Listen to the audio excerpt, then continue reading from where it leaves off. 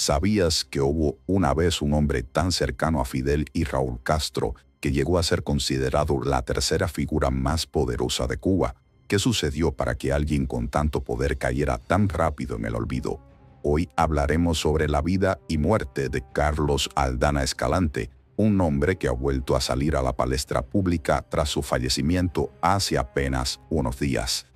Aldana, un hombre clave en los años quizás más oscuros de la política cubana, cuya historia, su historia junto al poder, terminó en tragedia. Pero, ¿qué pasó realmente con él? Carlos Aldana, quien pasó de ser uno de los hombres más influyentes del régimen cubano a ser desterrado del poder y olvidado por el sistema que ayudó a construir, falleció el miércoles 27 de noviembre de 2024 en La Habana, a los 82 años. Pero su historia, llena de intriga y contrastes, merece ser contada. Acompáñame a descubrirla.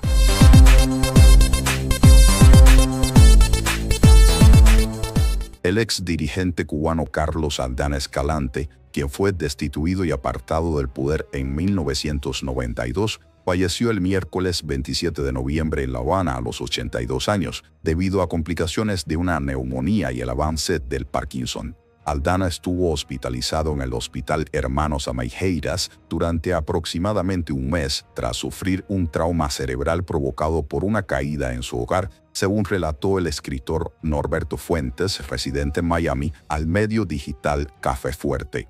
La salud de Aldana empeoró después de la caída, que le ocasionó un derrame cerebral y lo mantuvo en terapia intensiva durante varias semanas. Durante su estancia en el hospital, fue sometido a una intervención quirúrgica para facilitar su alimentación. Norberto Fuentes también destacó que la familia de Aldana reconoció la atención de calidad y esmerada que recibió durante su tiempo en el hospital.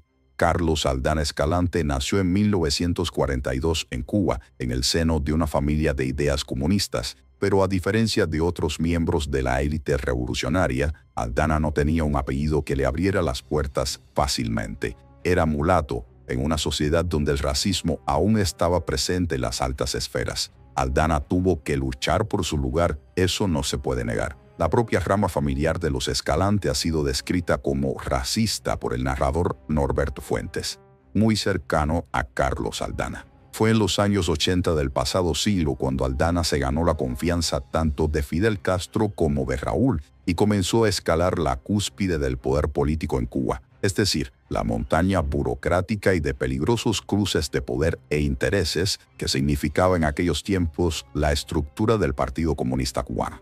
Para finales de esa década, la de los 80, Aldana ya era considerado el tercer hombre más poderoso del régimen. Ser considerado el número 3 de Cuba en una época donde todavía estaban bien activos muchos miembros de la llamada generación revolucionaria histórica no era algo sencillo de lograr, y nos indica algo de parte del carácter de Carlos Aldana, hábil, inteligente y ambicioso de poder y también muy trabajador. Era miembro del Buró Político del Partido Comunista y jefe de los departamentos ideológico de Educación y Cultura y Relaciones Internacionales del Comité Central. Pero en Cuba, la influencia de Aldana no se limitaba a las relaciones exteriores. En el ámbito interno tuvo un papel decisivo en la censura cultural. Aldana fue el encargado de sofocar las críticas de los artistas y escritores cubanos que empezaban a cuestionar el sistema. Se le recuerda especialmente por su mano dura con el ICAIC y su influencia controladora, por supuesto, sobre la prensa cubana. En 1987 organizó una famosa reunión entre Fidel Castro y estudiantes de periodismo de la Universidad de La Habana, un encuentro que terminó como la fiesta del Guatao, con la furia de Fidel Castro hacia los estudiantes más críticos. Aldana entonces fue el designado para sofocar el movimiento y purgar las aulas de aquellos que se atrevían a cuestionar el sistema y el poder cubano.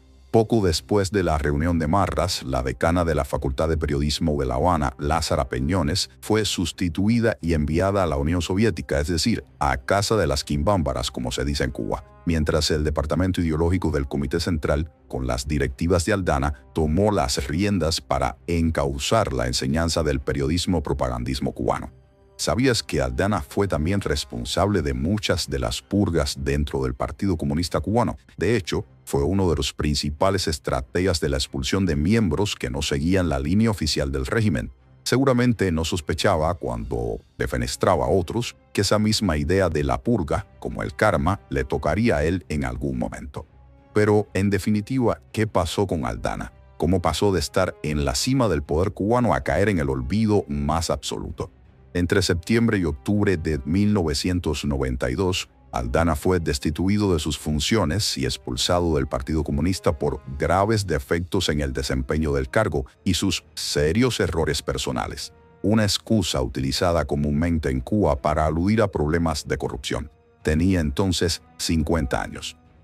Pero la verdadera razón de su caída es más compleja de lo que parece, aunque parece que está relacionada con que era considerado en medios diplomáticos occidentales una especie de reformista encubierto, y eso en tiempos de perestroika y glasnost, que ya sabemos cómo terminó esa historia para el socialismo real de Europa del Este y de la Unión Soviética. Como sustitutos de Aldana fueron designados el ex embajador de la antigua Unión Soviética, José Ramón Balaguer, al frente de Ideología y Relaciones Internacionales, y María de los Ángeles García, miembro del Buró Político, la pusieron al frente de Educación, Ciencia y Cultura. Para diplomáticos y observadores occidentales, Aldana era considerado un reformista, una visión que finalmente, al parecer, le costó su cargo. En cambio, funcionarios cubanos lo percibían como un hombre ambicioso que había concentrado demasiado poder. Aldana desafió abiertamente a algunos de los líderes históricos de la revolución y se mostró cercano a ideas reformistas, lo que le granjeó simpatías en Occidente, pero también lo marcó internamente como un político que aspiraba a estar en el futuro de Cuba. Aldana, recordemos, fue jefe de despacho del ministro cubano de Defensa Raúl Castro y llegó al secretariado del Comité Central en 1986 como responsable de ideología. Desde entonces comenzó a ganar prestigio y poder dentro del PCC, convirtiéndose en uno de los principales colaboradores de Castro. En un proceso sin precedentes en una organización donde los dirigentes han estado situados muy por debajo de Fidel Castro, Aldana reforzó el Departamento de Orientación Revolucionaria y asumió funciones y responsabilidades que estaban fuera de su competencia. Logró controlar en un solo departamento del partido la ideología, las relaciones internacionales y la educación. También orientó la política de prensa de la revolución y fue uno de los dirigentes cubanos que más entrevistas concedió a medios occidentales. Desde su cargo en el Comité Central, Aldana criticó duro a los intelectuales, se mostró inflexible con la prensa nacional y exigió firmeza en la lucha contra lo que él denominó las partes blandas de la sociedad. Su imagen dual, como reformista hacia el exterior y como un hombre poderoso, frío y calculador hacia el interior, le otorgó fama de ambicioso. Esta es una de las razones por las que muchos cubanos en su momento expresaron su satisfacción ante la caída de Aldana, de quien se llegó a decir que era un tipo temible. Aldana fue señalado por recibir favores personales, obsequios e incluso una tarjeta de crédito del empresario cubano Eberto López Morales, gerente de Caribbean Audiovisuales S.A., una empresa que importaba equipos electrónicos. Eberto era, además, representante en la isla de la firma japonesa Sony. Según afirmó el periódico Granma por entonces, gracias a su vínculo con Aldana, Eberto López se convirtió en uno de los principales proveedores de equipos para la televisión cubana y el departamento de propaganda del Comité Central, lo que le permitió amasar una considerable fortuna. En este contexto, llegó a entregar a Aldana una tarjeta de crédito con fondos en el extranjero y a depositar grandes sumas de dinero en bancos fuera de Cuba. Estas sumas, entregadas por varios organismos cubanos de manera anticipada para la compra de equipos, eran en realidad utilizadas por López para apropiarse de los intereses generados. En definitiva, López Morales fue acusado de delitos relacionados con estafa y falsificación de documentos y condenado a 15 años de prisión. Sin embargo, Aldana nunca enfrentó cargos penales. En cambio, fue reasignado a una empresa del sector turístico en la zona de Topes de Coyantes, en el centro de Cuba, donde permaneció hasta su retiro. Sin embargo, casi nadie sabe a ciencia cierta qué ocurrió en esos últimos días. Lo cierto es que, después de su caída, Aldana fue enviado al ostracismo, un destino que no solo le hizo desaparecer de la vida pública, sino que también lo aisló de todo contacto visible con el poder. Aldana nunca enfrentó cargos penales, como te conté, aunque fue asociado con figuras corruptas. No hacía falta. En Cuba, la ley y la legalidad es lo de menos. Aldana fue destruido, multiplicado por cero. Cayó desde el antepenúltimo piso del poder hasta la nada más absoluta en términos de relevancia. En Cuba siempre ha bastado con que alguno de los Castro ordene silencio para que los silenciados corran a esconderse debajo de una piedra, como en el caso de Aldana, para siempre, hasta el final de sus días. Las verdaderas causas de su defenestración es motivo de múltiples interpretaciones en la prensa extranjera.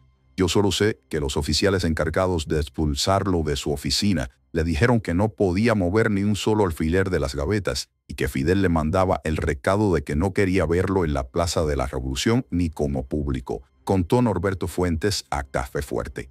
Durante más de 2 décadas hasta su muerte, Aldana se mantuvo en completo silencio, apartado de la prensa y sin hacer declaraciones de ningún tipo. Su nombre nunca jamás volvió a aparecer en los medios oficiales cubanos. Carlos Aldana pasó de ser una de las figuras más influyentes en Cuba a una figura olvidada por el mismo régimen que ayudó a construir.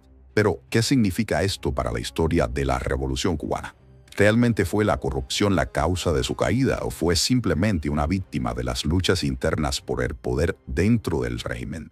De lo que no cabe duda es de que al final Aldana fue una pieza fundamental en un momento crucial de la historia del país y su vida y caída siguen siendo en gran parte un misterio por resolver. Ahora, ¿qué piensas tú? ¿Cuál fue el verdadero motivo detrás de su caída? Déjame tu opinión en los comentarios y no olvides suscribirte para más contenido como este sobre la historia de Cuba y sus personajes olvidados. Nos vemos en un próximo video. Chao.